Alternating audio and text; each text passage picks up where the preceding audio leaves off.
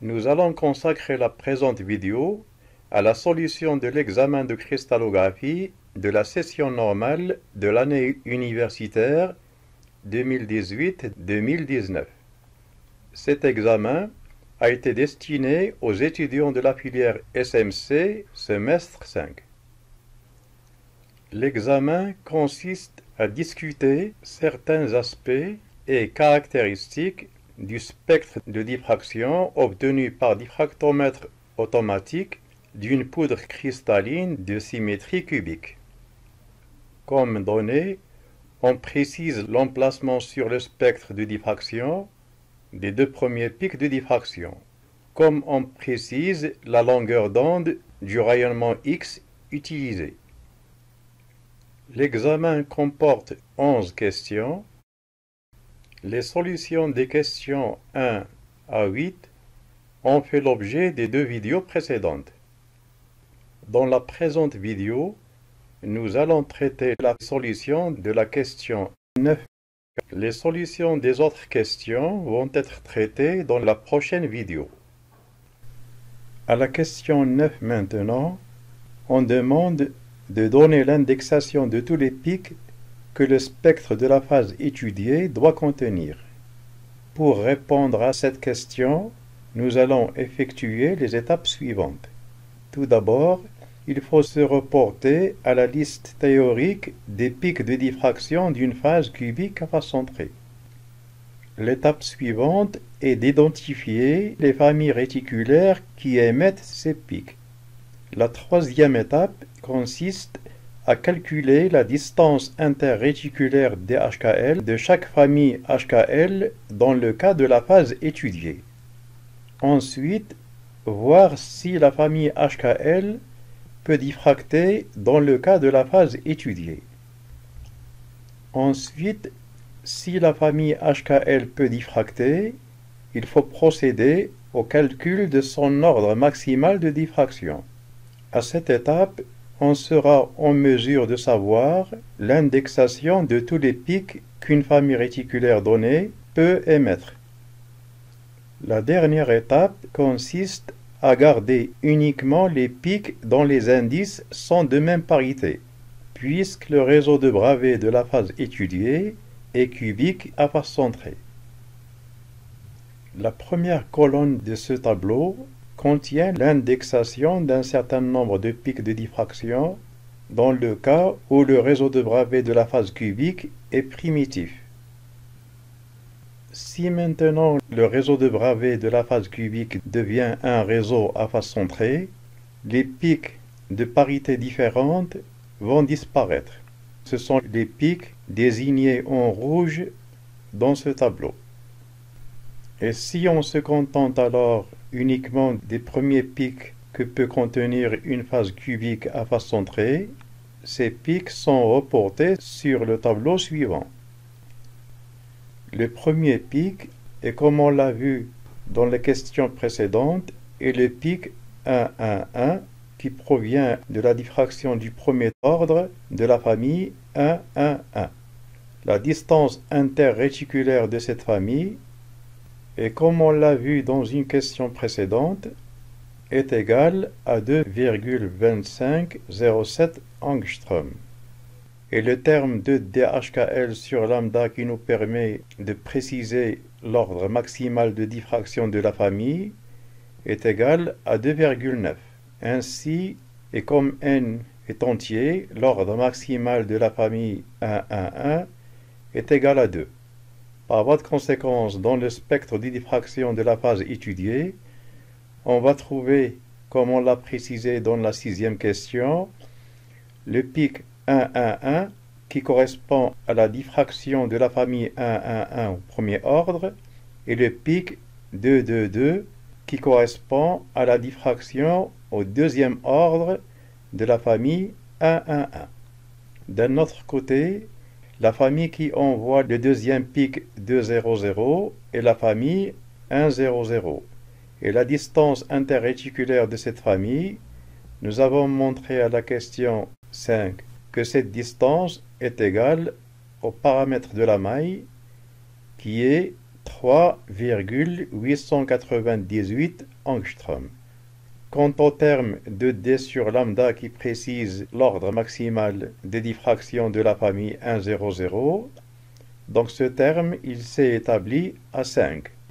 Ainsi la famille 1, 0, 0 peut diffracter de l'ordre 1 à l'ordre 5. Mais parmi les 5 pics, on ne va trouver sur le spectre de diffraction que les pics dont les indices sont de même parité, à savoir donc le pic 200 dont on vient de parler et le pic 400 donc qui correspond à la diffraction au quatrième ordre de la famille 100. Et ainsi, comme la phase écubique à face centrée, les pics 100, 300 et 500 vont être éteints. Pour ce qui concerne maintenant le pic 220, il correspond au pic de diffraction du deuxième ordre de la famille 110. Le calcul de la distance de cette famille, à savoir donc la famille 110, donc le calcul de sa distance interréticulaire conduit à la valeur suivante. Et pour ce qui concerne le terme de D110 sur lambda, ce terme est égal à 3,6. Ceci veut dire que l'ordre maximal de diffraction de la famille 110 est égal à 3, ce qui doit conduire normalement au pic de diffraction 110, 220 et 330. Mais parmi ces pics, seul le pic 220 va être observé puisque les indices HKL des deux autres sont de parité différente. Pour ce qui concerne maintenant le pic de diffraction 311, il provient de la famille 311 dont la distance interréticulaire est la suivante. Et le terme 2D311 sur lambda de cette famille est égal à 1,5. Ceci veut dire que l'ordre maximal de la famille 311 est égal à 1. Par conséquent, le pic 311 est le seul pic qui va être émis par la famille réticulaire 311. Pour ce qui concerne le pic 222, nous avons signalé tout à l'heure qu'il provient de la diffraction au deuxième ordre de la famille 111 qui a donné le premier pic. Le pic 400, et comme nous l'avons déjà signalé aussi à la 7e question, il s'agit du pic de diffraction du quatrième ordre de la famille 100.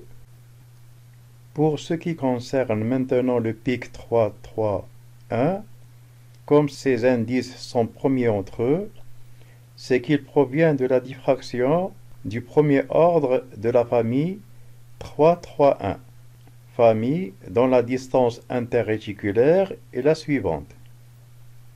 Et la valeur du terme de D331 sur lambda pour cette famille s'établit à 1,2, ce qui confirme que cette famille ne peut diffracter qu'à l'ordre 1. Pour ce qui concerne maintenant le pic 420, vu sa formule, on comprend qu'il provient de la diffraction au deuxième ordre de la famille 210.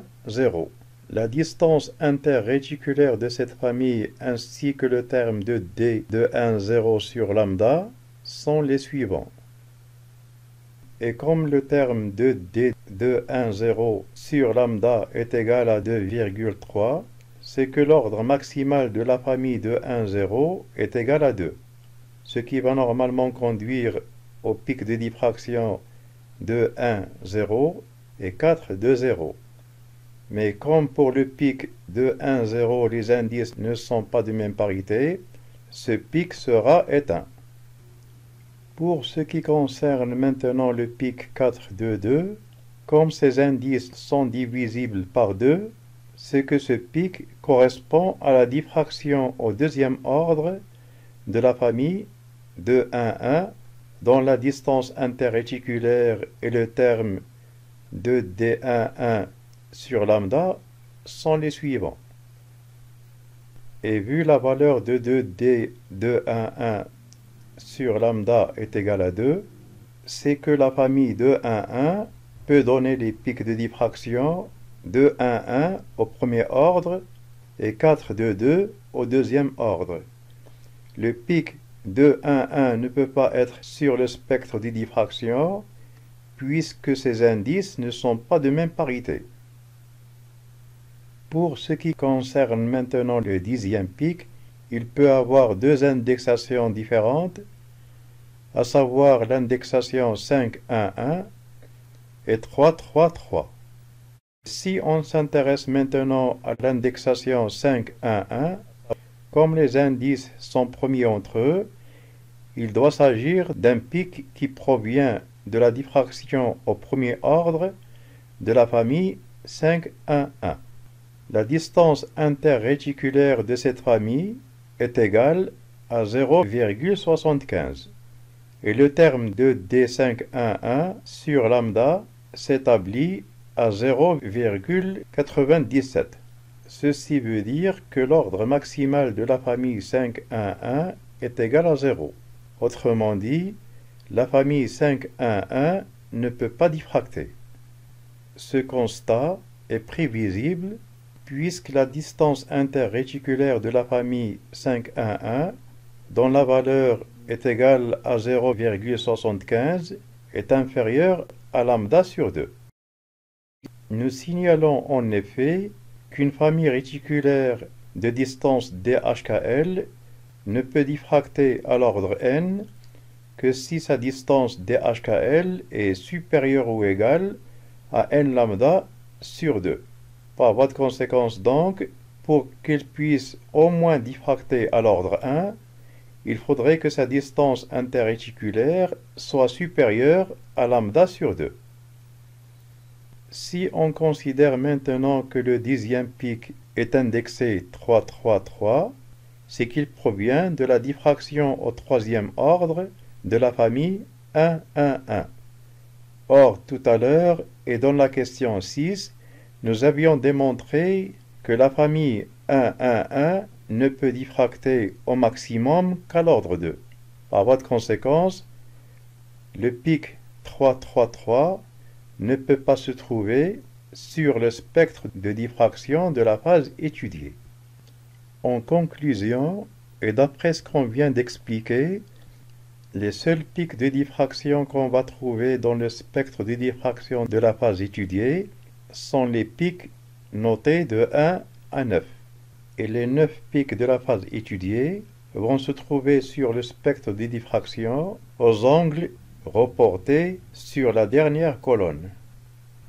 Les angles θi des différents pics sont calculés à partir des distances DI des familles interréticulaires qui donnent ces pics, et ce, en utilisant la relation de Bragg de d sinus θ est égal n lambda, soit θ est égal à arc sinus n lambda sur 2 DHKL.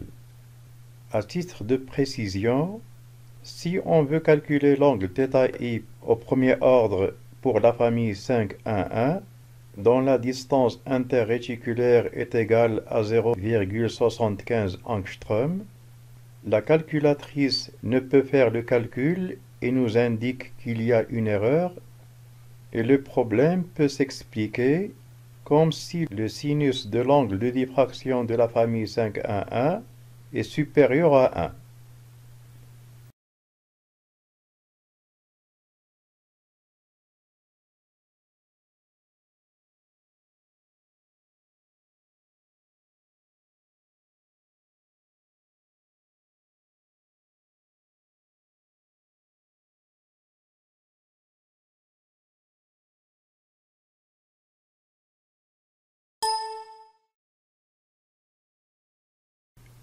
Nous faisons remarquer au passage que l'angle de diffraction θ pour n'importe quel composé cristallisé, cet angle est compris entre 0 et 90 degrés.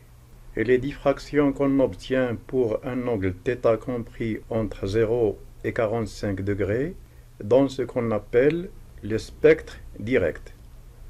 Quant aux diffractions pour lesquelles l'angle θ est compris entre 45 et 90 degrés, ces diffractions donnent ce qu'on appelle le spectre en retour. D'après ce qu'on vient de dire, l'angle de θ qui repère la position des pics de diffraction sur un spectre obtenu par diffractomètre automatique, donc cet angle de θ est compris entre 0 et 180 degrés. Dans le cas de la phase que nous sommes en train d'étudier, le pic qui a l'angle de θ le plus élevé est le pic correspondant à la diffraction du deuxième ordre de la famille de 1,1. Si donc dans la question que nous sommes en train de traiter, au lieu de demander de donner l'indexation de tous les pics que le spectre de la phase étudiée doit contenir, donc au lieu de poser cette question, si on avait demandé quel est le pic de la phase étudiée qui a l'angle de diffraction le plus élevé, on aurait dû effectuer tous les calculs qui nous ont conduits à établir les valeurs que contient ce tableau. Enfin, et comme nous l'avons expliqué tout à l'heure, les seuls pics que va contenir le spectre de diffraction de la phase cubique à face centrée que nous sommes en train d'étudier sont les 9 premiers pics reportés sur la deuxième colonne de ce tableau. Les positions de ces pics sur le spectre de diffraction seront repérées par les angles de θ reportés sur la dernière colonne de ce tableau. Dans ces conditions, l'allure du spectre de diffraction de la phase cubique à face centrée étudiée va avoir l'allure suivante. Les 9 pics de ce spectre sont exactement là où ils doivent être si on réalise dans la pratique le spectre de diffraction de la phase cubique à face centrée étudiée. Mais pour ce qui concerne les intensités des pics de ce spectre, elles ne sont qu'arbitraires. Et pour avoir les intensités exactes, il faut calculer le module du facteur de structure de tous les pics, puisque, comme nous l'avons signalé dans d'autres vidéos, l'intensité IHKL est proportionnelle au carré du module du facteur de structure FHKL, dont l'expression est la suivante. Et le calcul du facteur de structure FHKL nécessite la connaissance de la formule du composé étudié pour pouvoir connaître la nature des atomes, et connaissant la nature des atomes, on va pouvoir disposer des facteurs de diffusion FJ nécessaires au calcul des facteurs de structure. Et d'un autre côté, la connaissance de la formule du composé va permettre la connaissance du nombre d'atomes dans la maille, nombre indispensable au calcul du facteur de structure. Nous signalons au passage que dans tous les spectres de diffraction, et non pas uniquement dans le cas que nous sommes en train d'étudier, l'intensité des pics décroît quand θ, donc de θ, augmente. Et ce du fait que le facteur de diffusion FJ varie entre θ est égal 0 et θ est égal 90 degrés, comme le montre la figure suivante. Dans la littérature, on démontre que FJ est fonction de sinus θ sur lambda et que FJ décroît en fonction de sinus θ sur lambda, comme le montre la courbe de cette figure.